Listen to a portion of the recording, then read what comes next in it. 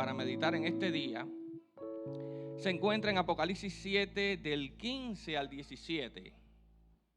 Dice la palabra de Dios. De pie, hermanos, estamos adorando el nombre de Cristo. Este es un día para estar de pie delante del trono de la gracia. ¿Cuántos creen eso? Amén. Gloria a Dios. Esto es el preámbulo del día que Cristo venga y estemos en ese lugar tan magnífico donde Cristo nos va a llevar. Dice la palabra de Dios. Por esto están delante del trono de Dios y le sirven día y noche en su templo. El que está sentado sobre el trono extenderá su tabernáculo sobre ellos. Ya no tendrán hambre ni sed, y el sol no caerá más sobre ellos ni calor alguno, porque el Cordero que está en medio del trono los pastoreará y los guiará a fuentes de agua de vida, y Dios enjugará toda lágrima de los ojos de ellos. Oramos, iglesia. Querido Padre Celestial, cuán agradecido estamos, porque en este día de pie delante de ti, tu iglesia, Padre, abre tu palabra con la confianza puesta en ti, que tú nos vas a llevar a entenderla. Queremos que el poder de tu Santo Espíritu se mueva libre en este santo lugar. En el nombre de Jesús, amén. Amén. ¿Pueden sentarse? Gracias, muchachos. El tema de este día yo le he titulado Jesús es tu Salvador y Señor, parte 2. ¿Jesús es qué? Tu Salvador y Señor, parte 2.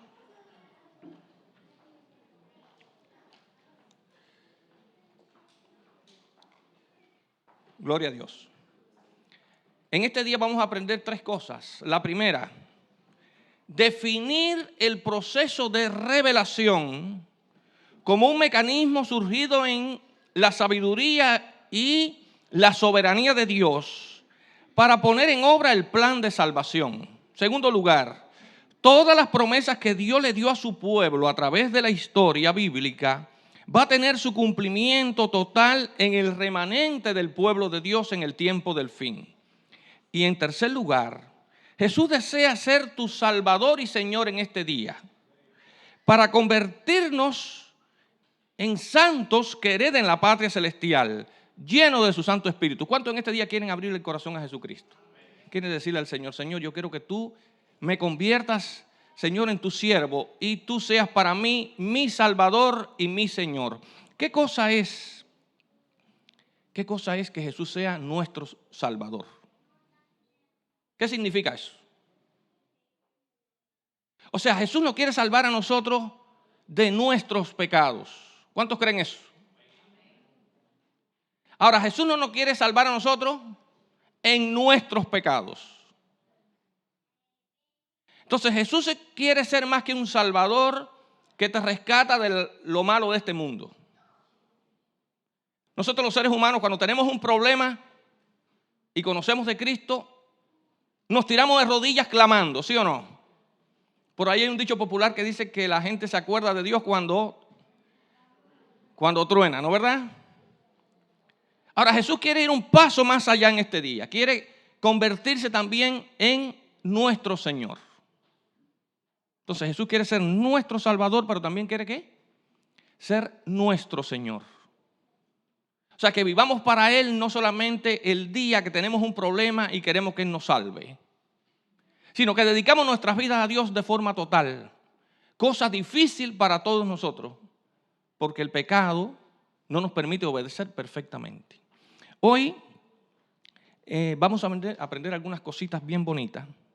Yo quiero que los hermanos me pongan ese equipo tan especial que hay acá. La iglesia tiene algo muy especial aquí, y es el equipo de producción. Porque este equipo de producción trabaja día y noche para que esto funcione acá.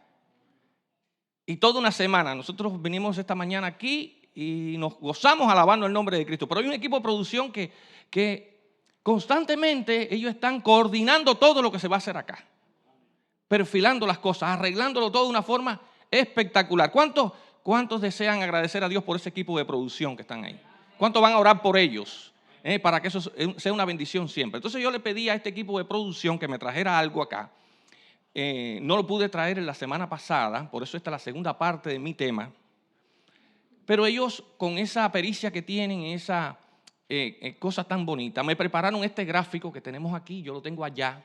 No veo bien de lejos, aunque tengo lentes, pero yo voy a tratar de explicarles esto un poquito para que puedan entender lo que queremos con la iglesia a partir de aquí y lo que estamos presentando a la iglesia. Yo quiero que la iglesia regrese atrás en días subsiguientes y usted vaya a los sermones que he predicado desde el primer día que yo prediqué acá en la iglesia, porque yo voy a tener una hilación de sermones hasta el día 4 de junio.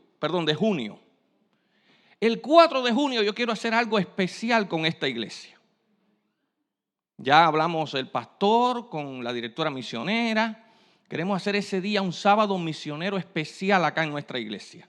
A ver, ¿cuántos hermanos hay presentes aquí? A ver, alguien que los pueda contar por arribita y me diga ahorita la cifra. 100 personas habrá aquí sentadas. Unas 100 personas habrá, 60, 80 personas habrá aquí esta mañana, ¿no verdad? ¿Cuánto? Como 60, quizá un poquito más. Ahora, ¿cuánto le gustaría que hubiese en vez de 60, 120 sentados aquí? ¿A cuánto? Levante la mano todo el que le gustaría eso. Ok, pero en vez de haber 120 sentados aquí, hubieran aquí 1000 personas. ¿A cuánto le gustaría eso? Levante la mano todo el que le gustaría eso. Pero en vez de que haya 1000 personas sentadas aquí hubiesen aquí adentro ahora 3000 personas. ¿Cuánto le gustaría eso? A ver, levante la mano uno con el pastor ahí que diga que le gustaría que hubieran 3000 personas aquí.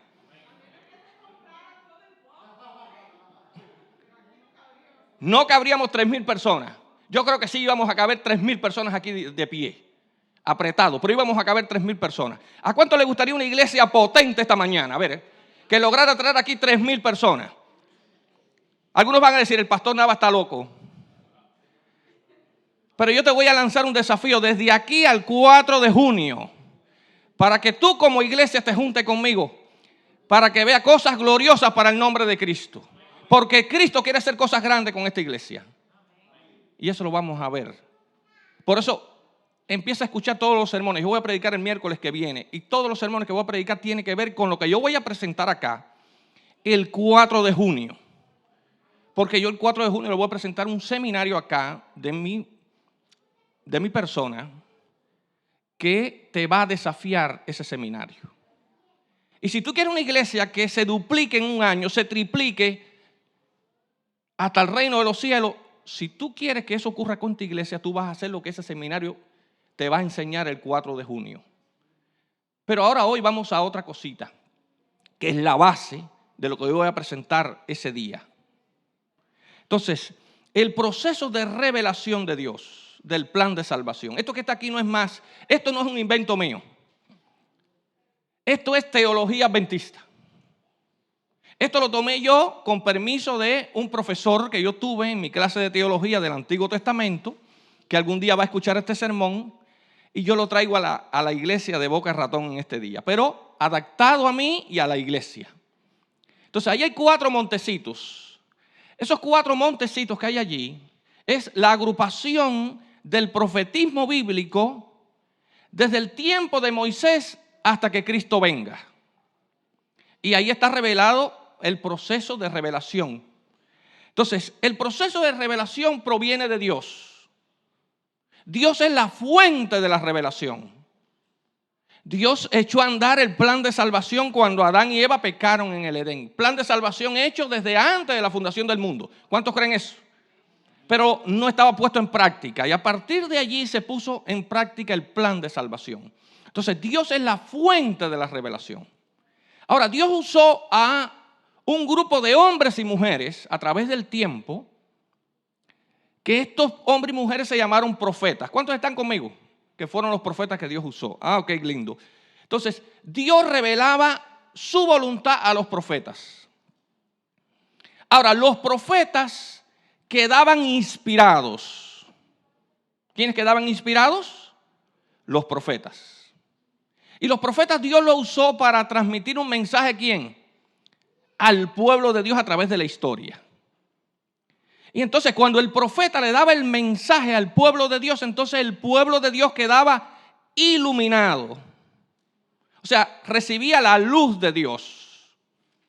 Entonces cuando yo voy a estudiar la Biblia, yo debo de orar y decirle al Señor, Señor, yo voy a estudiar tu palabra en este día, yo quiero que tú me hables a través de tu palabra. Pero en este día yo quiero que tú me ilumines. Esa debe ser la forma. Que tú te reveles a mí, pero tú ¿qué? Me ilumines. Yo no puedo decirle a Dios, Señor, yo quiero que tú me inspires, porque yo no soy profeta. Al profeta era el que Dios ¿qué? Inspiraba.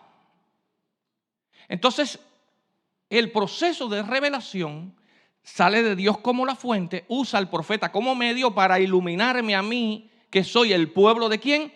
De Dios. ¿Cuántos quisieran que Dios los iluminara esta mañana? Ok. Entonces aquí tenemos 4 montecitos y vamos a entender fácilmente esto. El primero es el grupo de profetas que ministraron antes del exilio. Ahí yo tengo algunos que anoté: Moisés, David, Isaías, Jeremías. Esos profetas Dios usó para revelar su voluntad. Los inspiró y iluminó al pueblo de Dios de su tiempo. Entonces, interesante que el primer grupo echó la base teológica. O sea, lo que conocemos de teología, ya Dios lo había revelado a través de los profetas en el primer grupo. Esa es la importancia del primer grupo. Pero este grupo le dio promesas al pueblo de Dios de su tiempo, y estas promesas eran condicionales. ¿Cómo eran? Promesas ¿cómo?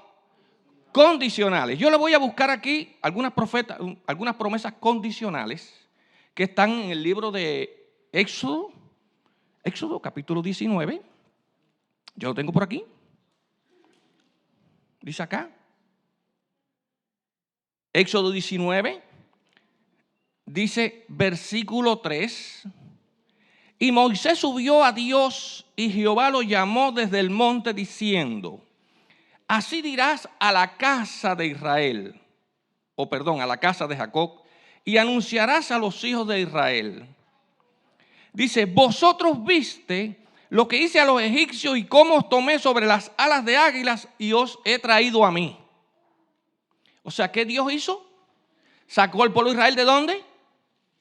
De Egipto, y lo trajo ¿a dónde? Al desierto.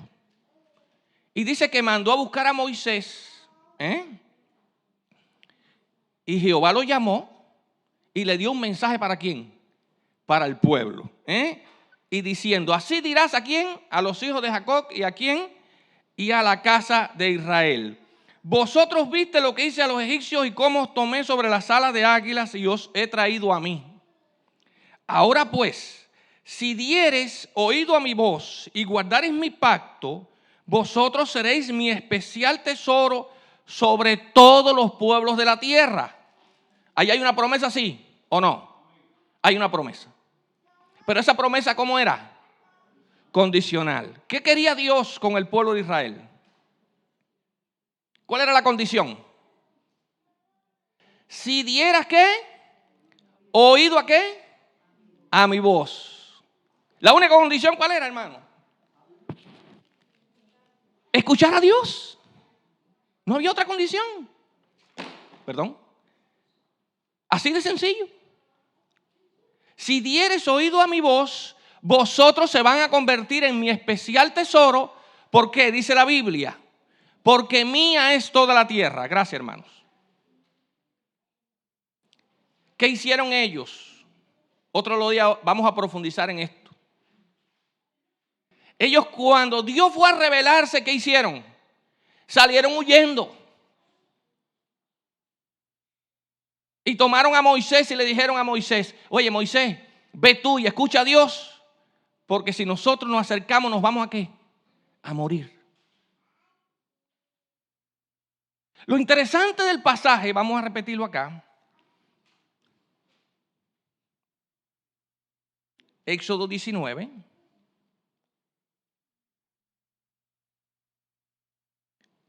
Dice: y vosotros me seréis un reino de sacerdotes y gente santa. Estas son las palabras que dirás a los hijos de Israel.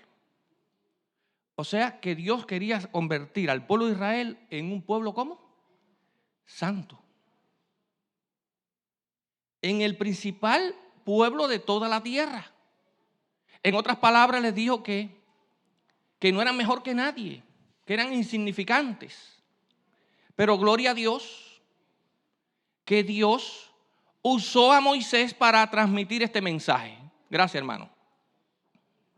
Ahora, esas mismas palabras que Dios le dio a Moisés fueron repetidas. Y yo se las voy a leer fácilmente. Pero en el tercer montecito, vamos a ver la dinámica, cómo funciona la Biblia. El apóstol Pedro, cuando escribió su carta, miren qué interesante, tomó esta misma promesa que Dios le dio al pueblo de Israel a través de Moisés y se lo aplicó a la iglesia. Y yo les traigo este gráfico para que puedan ver la dinámica, que cómo funciona la inspiración. Entonces, vamos allá un momentito.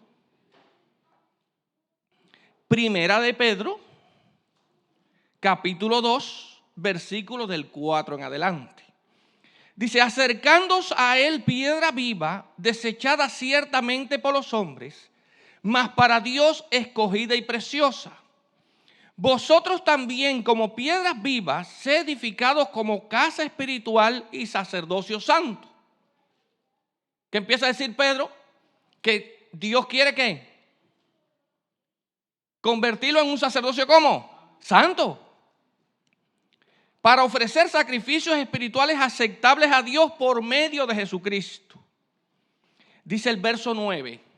Mas vosotros sois linaje escogido, real sacerdocio, nación santa, pueblo adquirido por Dios para que anunciéis las virtudes de aquel que os llamó de las tinieblas a su luz admirable.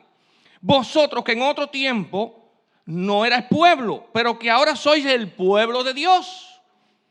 Dice que en otro tiempo no habías alcanzado misericordia, pero ahora habéis alcanzado misericordia. ¿Van viendo cómo funciona la dinámica bíblica? El profetismo bíblico.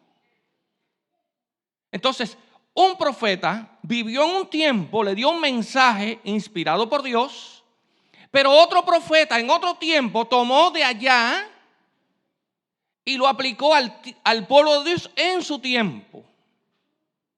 Vamos al segundo montecito. Entonces ya vemos que el primer montecito Dios dio promesas condicionales, que el pueblo de Dios tenía que escuchar su palabra para convertirse en un reino de gente santa y sacerdotes. Pero ocurrió algo que desdichadamente Dios no quería que ocurriese. ¿Qué cosa fue? Que Dios tuvo que sacar al pueblo de Israel de la tierra linda que le había dado y expulsarlo ¿a dónde? A los cuatro vientos. Entonces el primer montecito va hasta el tiempo del exilio. Y en el primer montecito Dios da la base teológica que nosotros tenemos hoy. Ahora vamos al segundo montecito. Y en el segundo montecito vemos algunos profetas como Daniel, Ezequiel, Esdras, Nehemías, Malaquías y otros más. Y ahí Dios ¿qué hace? Vuelve a repetir al pueblo de Dios las promesas del primer montecito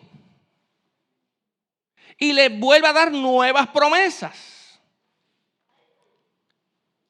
Ahora, la importancia del segundo grupo es que en el segundo grupo se echó las bases para la interpretación teológica.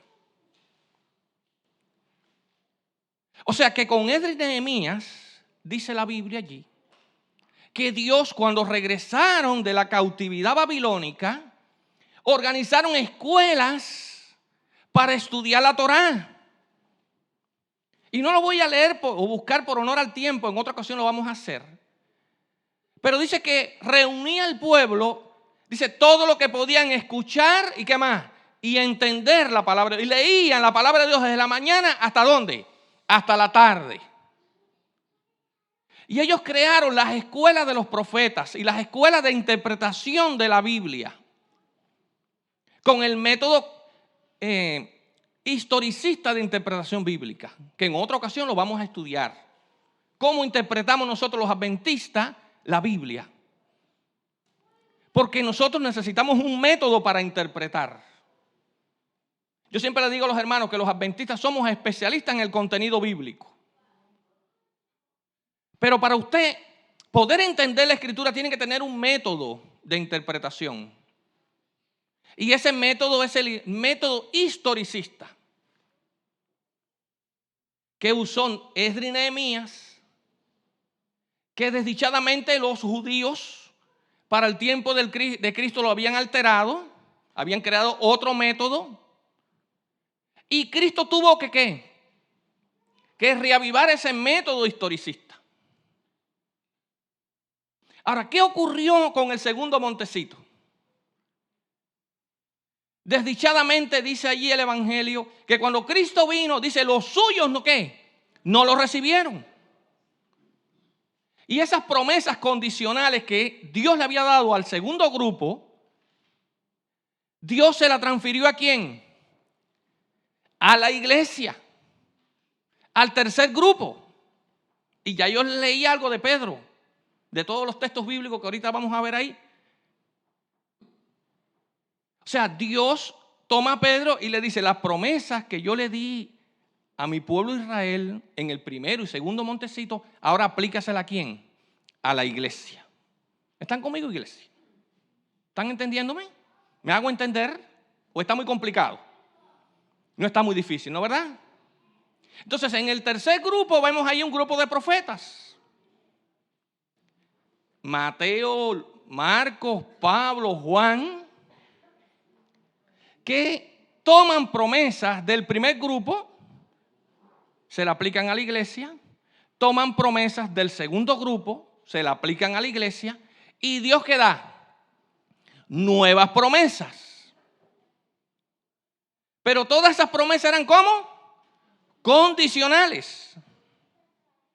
Porque Pedro lo dice allí. Dice el verso 6, y lo voy a leer. Dice, por lo cual también contiene la Escritura.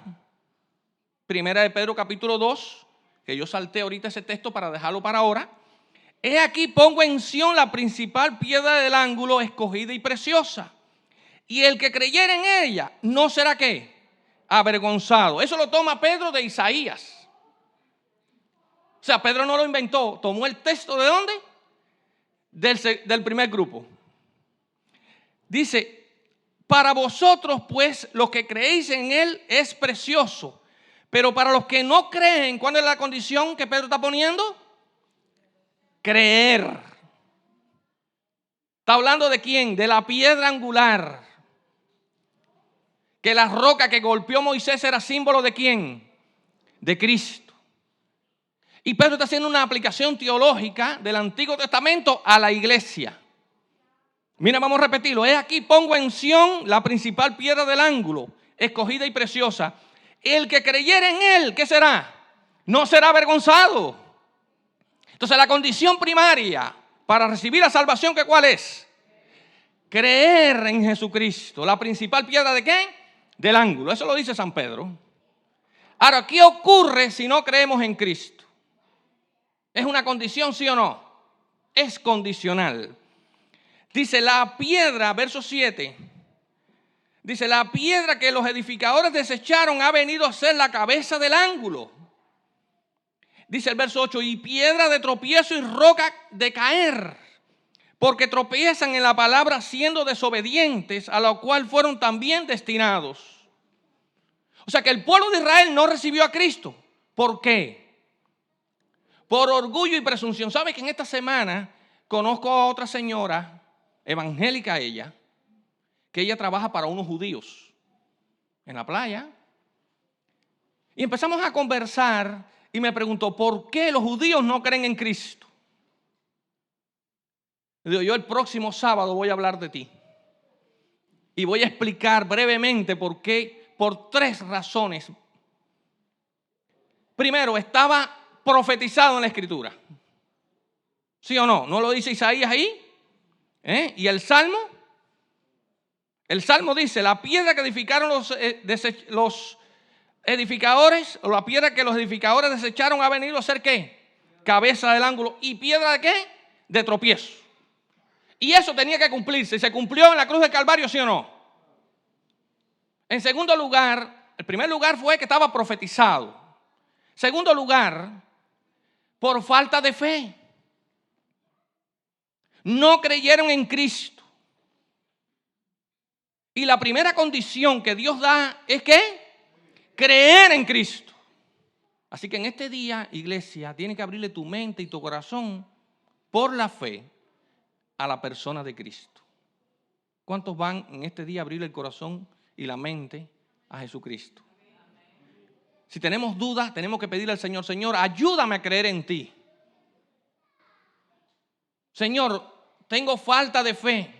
Pero Jesús prometió, dice, si tu fe fuera del tamaño de ¿qué? De un grano de mostaza, le diría a este monte, móntate, mueve desde aquí, ¿qué? Y se haría. Entonces, ¿de qué tamaño tiene que ser nuestra fe, hermano?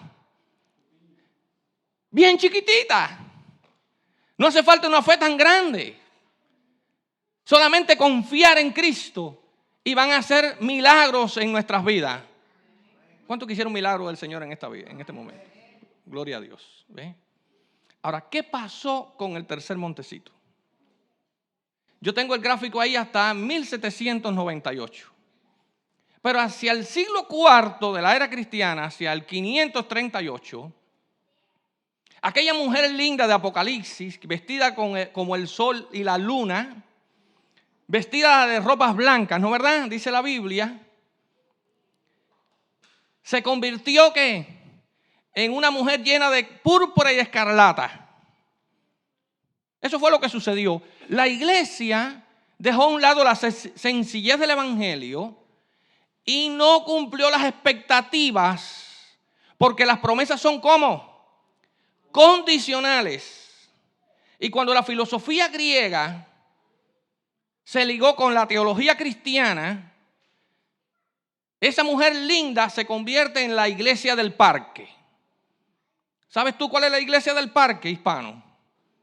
¿Cuántos de los que están aquí nacieron allá abajo, en el sur? ¿Cuántos nacimos en el sur? En Cuba, en Centroamérica, en México, en Sudamérica. ¿Cuántos somos hispanos? Los españoles llegaban, eso usted lo va a ver, es una ilustración para que puedas entender. Los españoles llegaban conquistando a los indígenas. Y lo primero que hacían era en el medio del monte, a la orilla de la playa o algún lugar, desembocaba un río, hacían una plaza y ponían allí una iglesia. Y al lado ponían el centro de gobierno y la casa de no sé quién y de la gente rica en la plaza. Y de ahí entonces crecía la villa. Y esa iglesia, que es la iglesia del parque, es la iglesia que nosotros conocemos hoy. No es la iglesia que Cristo fundó, sino la iglesia que se convirtió en iglesia romana. Fue iglesia católica, apostólica, y para el siglo IV, ¿cómo fue? Romana. Se le empezó a llamar romana ¿en qué siglo? En el siglo IV. ¿Por qué se le empezó a llamar romana en el siglo IV? Porque para el siglo IV, yo le expliqué a los diáconos y a las diaconisas y a las damas que estaban el otro domingo. La iglesia en el siglo II se le empezó a llamar católica. A la iglesia que Cristo fundó, católica. Porque católico significa mundial. Ya Pablo había llenado toda Europa y media Asia ¿de qué? Del evangelio. Y empezó a llamársele católica. Ahí estaba bien todo. Para el siglo III se le empezó a llamar apostólica. Porque se empezó a trasladar las doctrinas centradas en Cristo en las enseñanzas de los padres de la iglesia. No tanto en los apóstoles, sino los padres romanos y griegos. Eso fue el siglo III. El siglo IV la iglesia empezó a llamarse entonces romana. ¿Por qué romana? Porque la iglesia toma la estructura del imperio romano. El imperio romano era un imperio con un César o el rey en el centro y los senadores abajo. Y de ahí entonces, debajo de los senadores entonces había otro grupo que eran los gobernadores de las provincias romanas. Eso tenía un nombre, no lo voy a cansar hoy. Y esa estructura jerárquica del imperio romano lo toma la iglesia. Y entonces la iglesia pone al papa como cabeza de la iglesia porque ya el imperio romano empieza ¿qué? a caer. Y se convierte, dice la profecía, en los 10 reinos de Europa. Eso lo conocemos los adventistas. Entonces se le empieza a llamar católica, apostólica y romana porque toma la estructura del imperio. O sea, Jesús no estableció una estructura para la iglesia de esa forma, pero menos una jerarquía. O sea, los obispos, los pastores y los ancianos tenemos el mismo nivel delante de Dios, igual que los diáconos. No hay una jerarquía, nadie es más importante que nadie, nadie es mejor que nadie. No hay títulos de nobles en la iglesia, pero la iglesia se acomodó al mundo. Entonces Dios, vamos al cuarto montecito, y este es el que tiene que ver con nosotros. Porque ahora ya Dios no está tratando con la iglesia. No. La iglesia está en apostasía. ¿La iglesia está cómo? En apostasía. Dios está llamando de la iglesia, de la apostasía, de Babilonia, al remanente. Y aquí vamos al cuarto montecito. Y esto es una idea teológica para que ustedes puedan ir entendiendo por dónde yo voy. ¿Quién fue Ellen White? Yo te pregunto, iglesia, ¿Ellen White es profeta, sí o no? Levante la mano todo el que cree que Ellen White es profeta. Levante la mano el que cree que no es profeta. No tenga miedo. Yo tengo un amigo que me dice, yo no creo que Ellen White es profeta. Lo dice. Digo, siéntate conmigo para acá, vamos a estudiar la Biblia. No quiere. No quieres estudiar y dice que no es profeta. Qué interesante, ¿no es verdad? Ahora, Dios con el remanente está haciendo una obra particular en el tiempo del fin. Porque al remanente Dios le está dando promesas del primer grupo, promesas del segundo grupo, promesas del tercer grupo, aplicado a la iglesia en el tiempo del fin. Y las promesas son como condicionales también. Y esto es sumamente importante. Aunque vamos a ver más adelante ciertos detalles sumamente inteligentes. Porque Dios no va a levantar más pueblos. ¿Cuántos creen que estamos en el tiempo del fin y que Cristo está a las puertas? Este proceso no lo va a volver a hacer, no lo va a volver a reiniciar. La iglesia adventista, Dios la ha levantado para que esté en toda, dice, todo pueblo, tribu y lengua. La única iglesia después de la iglesia católica que está en todas las naciones de la tierra es la iglesia adventista. En todas. En el mundo musulmán hay adventistas. Incluso aquellos países como Emiratos Árabes Unidos, donde no permiten presencia de un cristiano porque le pican la cabeza, hay presencia de la iglesia adventista en misiones de salud. O sea que con el mecanismo el método misionero o médico misionero, con eso se está penetrando donde no se permite entrar un cristiano. Porque ellos no comen carne de puerco como tampoco nosotros comemos carne de puerco. ¿Y eso qué cosa? Permite ciertas cosas, pero se está dando testimonio de la verdad. Entonces, iglesia, miren qué lindo, yo se lo anuncié el sábado pasado, la promesa que Dios da para el remanente. Yo quiero buscar allí, en el libro de Sofonías. ¿Sofonías en qué año vivió, iglesia? Sofonías vivió en el primer grupo. No lo tengo anotadito en ese grupo, pero él vivió sobre los años 700 antes de Cristo. Miren lo que dijo Sofonías.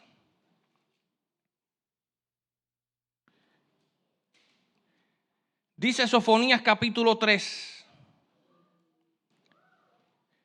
verso 11 en adelante.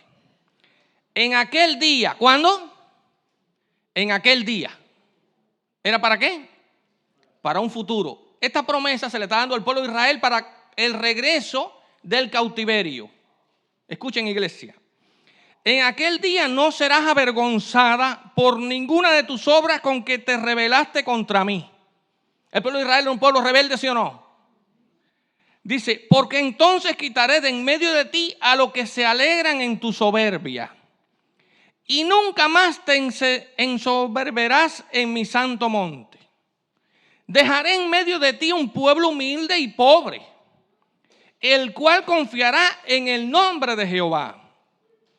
El remanente de Israel no hará injusticia ni dirá mentira, ni en su boca de ellos se hablará palabra engañosa, porque ellos serán apacentados y dormirán y no habrá quien los atemorice. Canta, oh hija de Sión, da voces de júbilo, oh Israel, gózate y regocíjate de todo corazón. Hija de Jerusalén, Jehová ha apartado tus juicios de ti. Ha echado fuera a tus enemigos. Jehová es rey en Israel. En medio de ti nunca más verás mal. Dice, en aquel tiempo se dirá en Jerusalén, no temas Sión, no se debiliten tus manos. Jehová está en medio de ti, poderoso, Él salvará. Se gozará sobre ti con alegría, callará de amor y se regocijará en ti con cánticos. Reuniré a los fastidiados por causa del largo tiempo. Tuyos fueron para quienes el oprobio de ella era una carga. Estas mismas palabras, Dios toma a Juan en el libro de Apocalipsis, que yo le leí la semana pasada o la última vez que prediqué, libro de Apocalipsis, capítulo 14, dice allí, dice, verso 4, estos son los que no se contaminaron con mujeres, pues son vírgenes. Estos son los que siguen al Cordero por donde quiera que va. Estos fueron redimidos de entre los hombres como primicias para Dios y para el Cordero. Y en sus bocas no ha fallado ¿qué? Mentira, pues son sin mancha delante del trono de Dios. ¿Cuánto alaban el nombre de Cristo por eso? Juan lo que hace es tomar del libro de Sofonías y se lo aplica ¿a quién? Al remanente del tiempo del fin. ¿Y quién es el remanente, iglesia? Nosotros que salimos ¿de qué? De la confusión religiosa. Que en un momento determinado escuchamos el poder de Dios, descubrimos la verdad y nos entregamos a Cristo y nos bautizamos en la iglesia.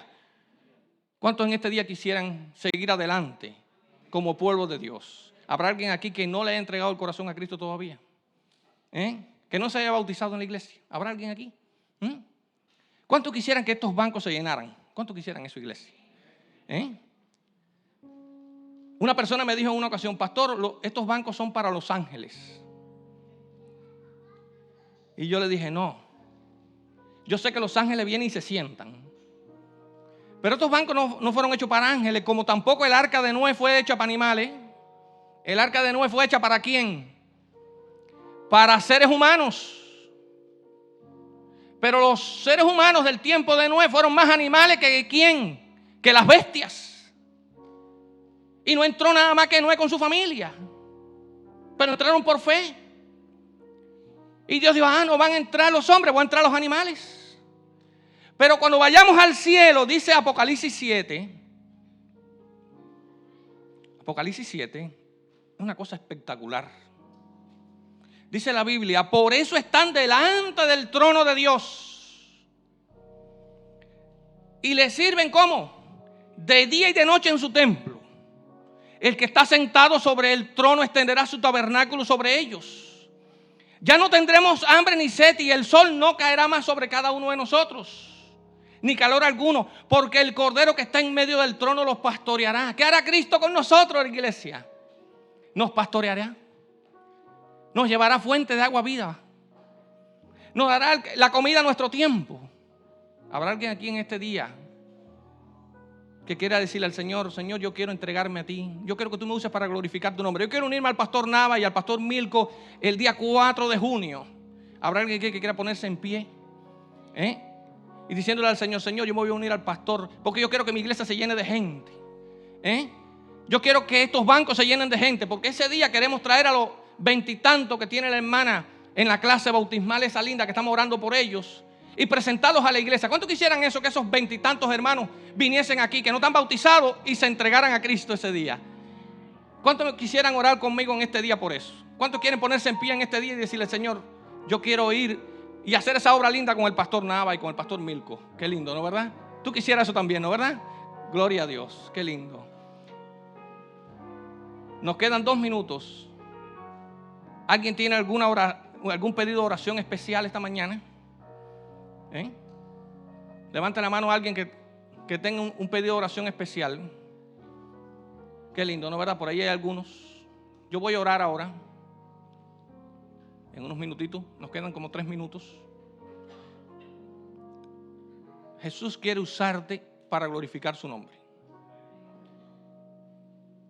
Mira, para mí no es fácil pararme aquí. Yo hablo en público porque Dios me manda a hablar en público. Yo no puedo hablar en privado. Me es difícil. Yo siempre fui una persona muy tímida. Hasta el día que conocí a Cristo. El día que conocí a Cristo, ese día Jesús me mandó a hablarle a otros. Y con el valor de Cristo, empecé a hablar a la gente. Y en la iglesia que mi esposa y yo nos convertimos, no nos quisieron bautizar. No quisieron bautizarnos. Por circunstancias, no lo voy a explicar por qué. La iglesia dijo que no. Y tuvimos que irnos de mi pueblo al pueblo de mi esposa. Del centro de Cuba al occidente. Y cuando llegamos al pueblo de mi esposa no había iglesia adventista. El siguiente sábado voy al siguiente pueblo y no hay iglesia adventista tampoco. Y donde había una iglesia adventista estaba a 50 kilómetros de mi casa. Que en Cuba eso es una distancia de aquí a Cuba. O sea que yo tenía que resistir donde estaba sin iglesia. Cuando podía iba a la iglesia, llevaba a mi esposa embarazada de nuestra segunda hija. ¿Qué hicimos? Abrimos una casa culto. Y el día que nos bautizamos, yo llevé a los pies de Cristo a un viejito con 80 años que se bautizó también. O sea que sin bautizarme ya llevé a otro. Y ese día el presidente de la iglesia, de la conferencia, me dijo, ahora tú eres misionero para las montañas de Pinar del Río. Abrí 3 casas culto y 2 se convirtieron en iglesia. Yo tenía un miedo tremendo con lo que Dios me estaba mandando a hacer. Pero dejé mi miedo a un lado y confié en el Señor Jesús. Y el Señor Jesús se encargó de hacer lo demás. ¿Cuántos quieren confiar en el Señor Jesús en este día y dejar un miedo a un lado? Dejar mi comodidad a un lado. ¿Saben? Yo tengo un dolor en mi pie hoy tremendo. Yo llevo con una crisis de mi pierna. El miércoles no pude venir ni anoche tampoco, porque no puedo acelerar el carro por el pie. O sea, tengo un obstáculo físico que me he dado terapia ya por el pie. Pero hoy vine a predicar porque Cristo me mandó a predicar. O sea, tenemos obstáculos, tenemos problemas, ¿sí o no? ¿Cuántos tenemos problemas en este día? Todos tenemos alguna situación. Pero Cristo quiere hacer maravillas entre nosotros en este día. Vamos a inclinar el rostro para orar. Querido Padre Celestial, cuán agradecidos estamos porque en este día tu iglesia nuevamente estamos de pie delante de ti. Porque hemos entendido tu palabra, que tú nos haces un llamado en este día. Y de pie damos respuesta a ese llamado, diciéndote a ti de todo corazón y a los ángeles santos, que tú nos vas a usar para glorificar tu nombre. Que queremos algo espectacular con la iglesia de Boca de Ratón. Que tú vas a duplicar la membresía de esta iglesia. Que tú vas a hacer maravillas entre nosotros. Tenemos obstáculos, tenemos problemas, pero confiando en tu poder, Señor, sabemos que tú nos vas a perdonar de nuestros pecados y nos vas a dar el valor que tenía Elías y que tenía Moisés. Bendícenos en este día, llévanos con bien a nuestros hogares. En el nombre de Jesús, Amén.